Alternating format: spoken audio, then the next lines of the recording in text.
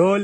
जलील साहेबांनी भेट घेतलेली आहे, काय चर्चा झालेली आहे दोघांच्या भेटीमध्ये? आता काय चर्चा असणार आहे? आता हा शेवटी सामाजिक राजकीय भेट झाल्याच्या नंतर आमची खूप दिवसांनी भेट झाली. हॉस्पिटल आले होते, पुन्हा एकदा साधक बाधक चर्चा राजकारणावर समाजकारणावर.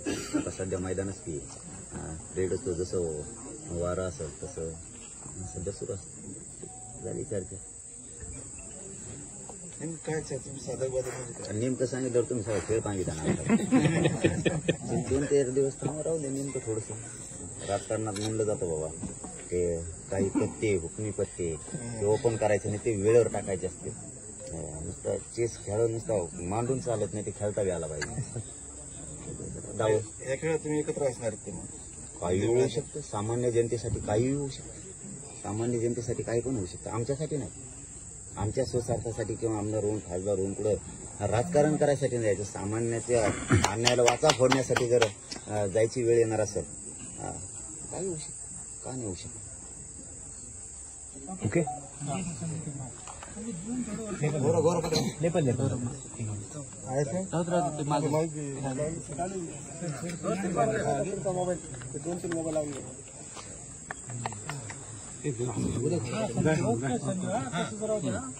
विधानसभा निवडणुकीचा तारखा जाहीर झालाय. आज आपण जरांगे पाटलांची भेट घेतली, नेमका उद्देश काय होता? मी जरांगे पाटील साहेबांना 2दा हॉस्पिटलमध्ये जाऊन भेटलो होतो. इथेही जेव्हा त्यांचं आंदोलन सुरू झालं होतं इथेही आलो होतो आणि त्यावेळी मी एक गोष्ट सांगितली होती की आपण जेव्हा हे घोषणा देतो 1 मराठा लाख मराठा, तर त्यावेळी मी सांगितलं होतं की 1 मराठ्यांनी पूर्ण महाराष्ट्रामध्ये कशा गाजवलेलं आहे. सगळं लाख मराठा रस्त्यावर आले तर काय हो. तर ते सत्य झालेलं आहे आणि मी जरांगे पाटील साहेबांचा सुरुवातीपासून फॅन आहे या कारणाने की एक छोटासा गावाचा एक सामान्य माणूस आपल्या समाजाच्या हितासाठी जेव्हा त्याची प्रामाणिकता लोकांना कळतं तर सगळं समाज त्याचा मागे कसा येतो त्याचा एक ज्वलंत उदाहरण म्हणजे जरांगे पाटील साहेब आहे आणि ते आपल्या भूमिकेवर ठाम आहे की कधीही त्यांनी आपली भूमिका बदललेली नाही आहे. ते आपल्या समाजासाठी लढत आहे. आज चांगली गोष्ट हे आहे की त्यांनी आम्हाला जेव्हा हे कळलं की सगळं आता निवडणूक जवळ आलेली आहे आणि जरांगे पाटील साहेबांचे आम्ही हे ऐकलं होतं की तेही निवडणूक लढणार आहे. त्यांचं म्हणजे त्यांच्या वतीने काही लोक निवडणूक लढणार आहे. तर त्या अनुषंगाने आणि आज जे समाजामध्ये जे चाललेलं आहे त्याच्या बाबतीत चर्चा करण्यासाठी आम्ही आलो होतो. चाय पीने के ऊपर चाय के ऊपर चर्चा करने के लिए चाय भी पिए, यहाँ पे बातचीत भी की है उसमें. अब आगे देखेंगे जो भी होगा. येत्या विधानसभेत जरांगे पाटील आणि तुम्ही एकत्र आम्हाला दिसणार आहात? देखिए जैसा अभी जरांगे साहब ने आपको बताया है कि कुछ दिनों के अंदर कुछ ना कुछ तो जो भी फैसला लेंगे, मैं अकेला अपने तौर के ऊपर मेरी पार्टी का फैसला नहीं कर सकता हूं. जरांगे पाटिल साहब की सबसे अच्छी बात यह है कि जब भी उन्होंने कोई फैसला लिया है अपने समाज के साथ चर्चा करके, समाज के जिम्मेदारों के साथ चर्चा करके उन्होंने फैसला लिया है. इसमें हमारी सिर्फ उम्मीद यही है, हमारी सिर्फ ख्वाहिश यही है कि आज महाराष्ट्र में जो राजनीतिक परिस्थिति है, जितने भी एस्टैब्लिश्ड पॉलिटिकल पार्टीज है या जो प्रस्थापित नेता लोग है, इनका लोगों का विश्वास इनके ऊपर से खत्म हो चुका है. तो जब तक आप नए चेहरे नहीं लेके आएंगे, लोगों का विश्वास जो है नए चेहरों के ऊपर होगा और लोगों को लगेगा कि नहीं भाई यही लोग बार बार चुनकर आ रहे हैं करके. आज भी राजनीति के अंदर देखिएगा, आज विधानसभा, आज एमएलए का ये हुआ है, एक बाप मंत्री रहता है, बेटे को आमदार बना दिया जाता है, मतलब बाकी और कोई नहीं है. ये घरानेशाही कहीं ना कहीं तो खत्म होनी ही चाहिए ना उसमें. तो आज अगर कोई ऐसी कोशिश की जा रही है तो हम उस कोशिश के अंदर पूरा साथ देंगे जरांगे पाटील साहब को. जरांगे पाटलांनी बुद्धिबळाचं उदाहरण दिलंय. तुम्ही एका बाजूने एकत्र आलात आणि पुढचा कोण आहे राजा जो तुम्हाला मारायचा आहे? नहीं, मैं समझा नहीं. बुद्धिबळाच्या 2 सोंगट्या असतात, दोन्हीकडे राजा असतात. तुम्ही एकी कोण झालात तो पुढचं टार्गेट कोण आहे? देखिए साहब, मैं ये समझ के चलता हूं कि यहाँ पर राजा की बात नहीं हो रही है, यहाँ पे प्रजा की बात हो रही है. जरांगे पाटिल साहब भी जितना भी आंदोलन कर रहे हैं वो उनके समाज के साथ जो नाइंसाफी हो रही है उसके लिए वो आवाज उठा रहे हैं, लड़ रहे हैं. हमें तो ये बात समझ में नहीं आती है. मैं विधानसभा के अंदर जब आमदार था उस वक्त एक भाषण किया था और मैंने मैंने ये बताया था कि अगर भाजपा तैयार है, शिवसेना तैयार है, कांग्रेस तैयार है, एनसीपी तैयार है, समाजवादी तैयार है, हम तैयार है, तो क्या वजह है कि इसके अंदर रुकावटें लाई जा रही है करके। देखिए, बोलना कुछ और करना कुछ, ये राजनीतिक पार्टियों के बड़े बड़े नेताओं की आदत बन चुकी थी। अब ये जब से आए हैं तो ये सबकी पोल खोल रहे हैं, सबको उधेड़ रहे हैं, तो अब सब परेशान हैं इनकी वजह से। इनका मकसद यही है कि मेरे समाज के साथ इंसाफ करो, हम भी है यही कि चाहते हैं कि साहब हमारे समाज के साथ भी कुछ इंसाफ होना चाहिए करके।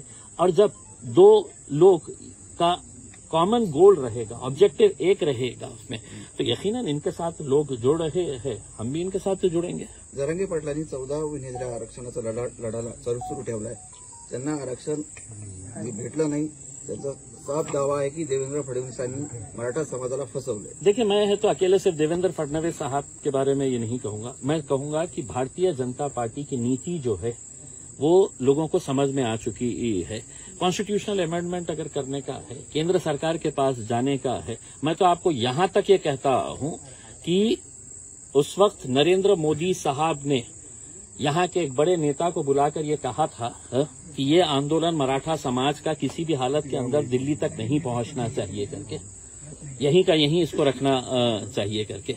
तो उनकी नीति रही है ये, लेकिन अब वो एक्सपोज हो चुके हैं बहुत हद तक, जो है सबको समझ में आ रहा है कि इसके पीछे किसकी साजिश है, क्या षड्यंत्र रचे जा रहे हैं करके।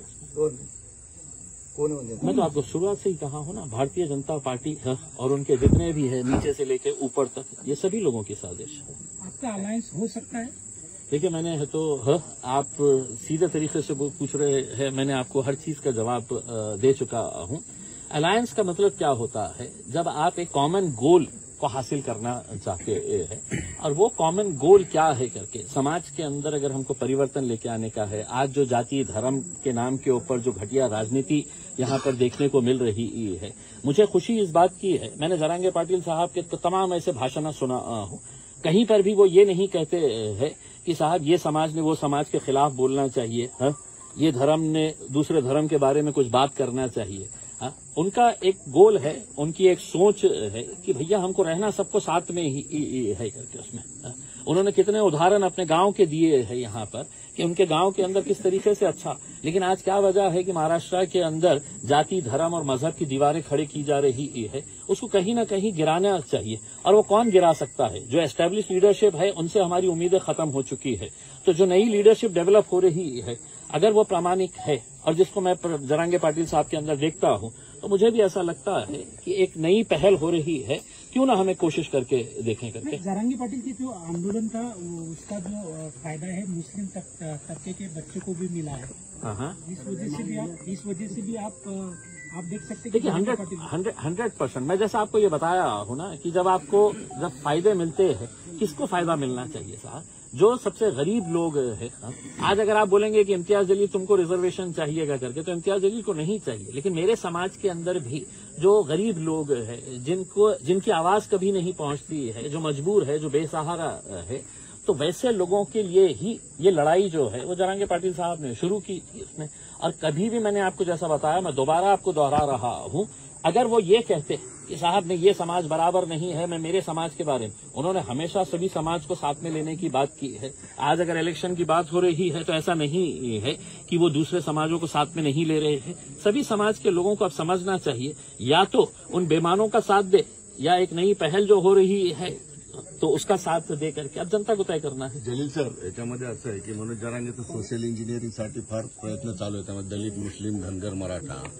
तुम्हाला वाटतं की ही सिच्युएशन आताची जी आहे ते योग्य आता गणित बसू शकतं, योग्य संधी आहे? मला असं वाटतं की 2024ची ही जी निवडणूक आहे याच मुद्द्यावर असणार आहे की आज महाराष्ट्रामध्ये किंवा देशामध्ये जे आज जाती धर्माचा तेढ निर्माण करण्याचा जे प्रयत्न सत्ताधारी आणि विशेषकर भारतीय जनता पार्टीकडून जे सुरू आहे ते कुठेतरी थांबायला पाहिजे। आणि आज सगळ्यात जास्त महाराष्ट्राला काय आवश्यकता आहे तर सोशल इंजिनिअरिंगची, म्हणजे सगळ्या जाती धर्माचे कोणत्याही माणसाला एकमेकाशी द्वेष करायचं नहीं है। उनको अपनी रोजी रोटी से है तो फिक्र ये है, परेशान है, किसान परेशान है। ऐसे हालात के अंदर कौन जाति धर्म के बारे में है तो सोचते रहेगा, अगर उनका पेट खाली है तो उसमें। तो अगर सबके बारे में अगर सोच रहा है कोई तो हम यकीनन उसको पूरी तरीके से साथ देंगे। और हमारा यही कहना है कि 2024 का इलेक्शन जो है वो सभी जाति, धर्म और मजहब के ऊपर उठ के, हाँ, हम सब एक है। हमें गर्व के साथ कहना है कि मला अभिमान है कि मैं महाराष्ट्रीयन है, मुझे गर्व है कि मैं भारतीय हूं। इस मुद्दे के ऊपर लड़ना चाहिए, वरना आपको तो लड़ाने के लिए बैठे हुए ही है सत्ताधारी जितने भी बैठे हैं। जरांगे पाटील आपल्या भाषणात नेहमी म्हणतात की मुसलमानांनी कुणाला घाबरायची गरज नाही, मुसलमानाचं कुणी काही वाकडं करू शकत नाही। देखिए, या यही वाक्याकडे कसं बघता, खरंच मुसलमानाकडे घाबरता? मैं यही कहना चाह रहा हूं कि मैं आज अगर चौथी मर्तबा अगर जरांगे पाटिल साहब से मिलने के लिए आया हूं तो कहीं न कहीं मेरे दिल में भी उनके लिए एक आदर का स्थान बना है। और इसलिए आदर का स्थान बना है कि वो इंसानियत के लिए बात कर रहे हैं। उन्होंने कभी तो जाति, धर्म और मजहब के हिसाब से बात नहीं किए हैं। उन्होंने सबका साथ लेने की बात कर रहे हैं। इसका मतलब ये नहीं है कि भाई मुसलमानों को घबराने की, उनका पैगाम यही है कि दलितों, तुमको भी घबराने की जरूरत नहीं है, ओबीसी समाज को भी, किसी को भी घबराने की जरूरत नहीं है। सिर्फ आपको समझने की जरूरत है कि आपके खिलाफ जो साजिशें रची जाती है और उसके जरिए कैसा राजनीतिक फायदा उठाया जाता है वो खत्म होना चाहिए। आपण राज्यामध्ये किती जागा लढवणार आहात? आता ते ठरलेलं नाही आहे। काही पत्रकार येत असेल तर तिकीट द्यायला तयार आहे आम्ही। ठीक आहे भैया, धन्यवाद।